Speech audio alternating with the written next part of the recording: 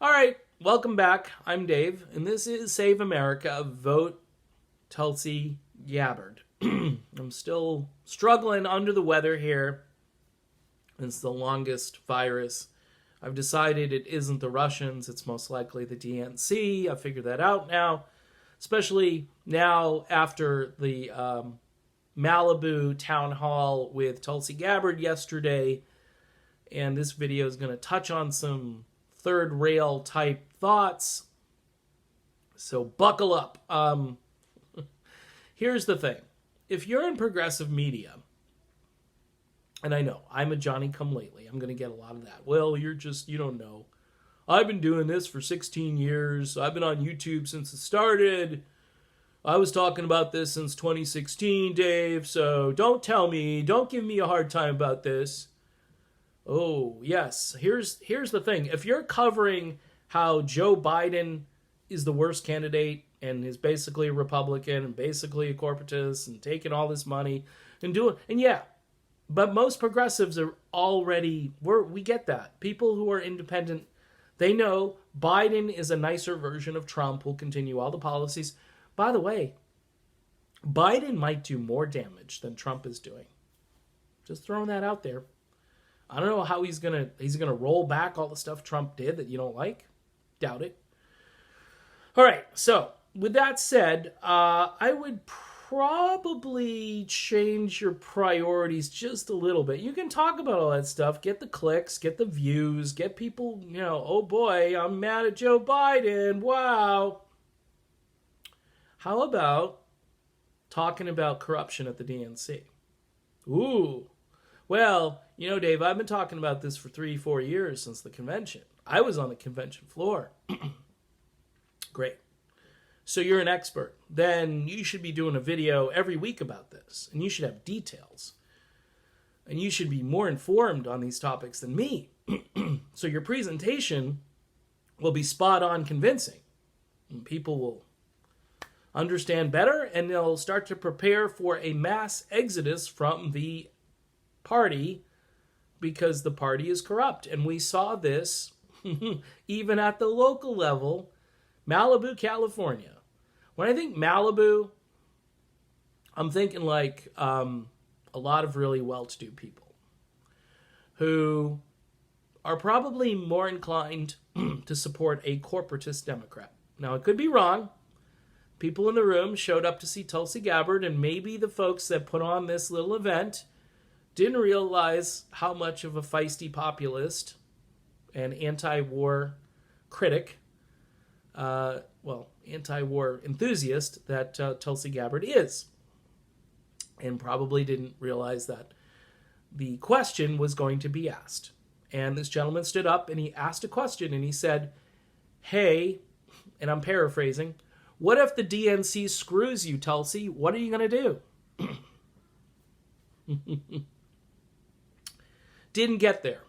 Woman grabs the microphone out of the guy's hand and starts grandstanding. 407 years ago. Da da da da da da da da da da da. By the time the mic gets back to Tulsi, the impact of the original question had been lost. Tulsi gave a good answer, but at that point, I think she was a little concerned about insulting her host. So she might have changed the wording, been a little bit more diplomatic, even a little bit more restrained. But more or less said that we have to rise up and we have to get in there and tell these people to more or less knock it off. So, hey, woman holding the microphone who stole it, you need to knock it off. That's basically what that was. Now, it's a little tragic to me that we're getting censored, we're getting filtered, people are getting deplatformed and so forth for just asking questions. This is really the question of this entire thing. Okay? Tulsi, again, answered questions almost perfectly. There was not a moment where I said, wow, that was... No, she's got this down. But if nobody's going to hear Tulsi Gabbard because the DNC puts up a concrete wall, then what does it matter? So I would challenge people who are better at this than I am, who have larger platforms, to talk about how the corruption within this party it's intrinsic, it's systemic, and it goes right down to the people who are running this particular event. And garden variety, any blue will do, is not going to work. It's not going to work, because you want a nicer version of Donald Trump. Well, I can get up in the morning now and function because Trump isn't in the White House. Well, you should have been seeing, getting some medical help for that prior. But okay, so you got your Joe Biden. He's the same as Trump. And yeah, it does. It makes for really good videos to talk about Joe Biden telling everybody that he was once, a segregationist, or telling, making Biden out to be the Antichrist. Those make for really good videos. But if we want to really change the issues, like what issues are actually being talked about, if you care about free public college, student loan debt forgiveness, affordable housing that's not going to just take all of your pay, Medicare for all, that's a big ticket item. By the way, if you go over to the Green Party, you'll see, even there's a bunch of stuff I would just not even talk about over there. But they hit on all of those issues. All of them.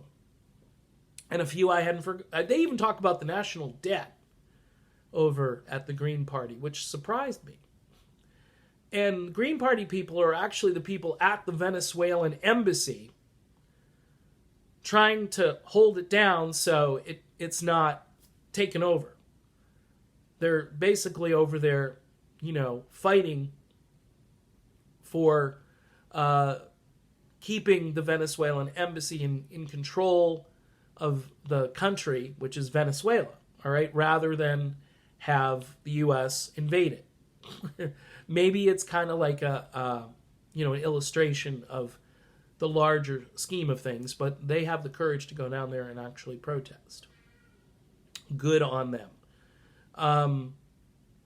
But people need to understand that we're in a war against this party. And you can talk about Bernie and Tulsi all day long, but if you're not, I would say 20-30% of the time, mentioning the corruption within this party and how they've already, they know where that lane is that's acceptable. And Tulsi is not in that lane. They're just going through the motions here. Okay, yeah, bring Tulsi in.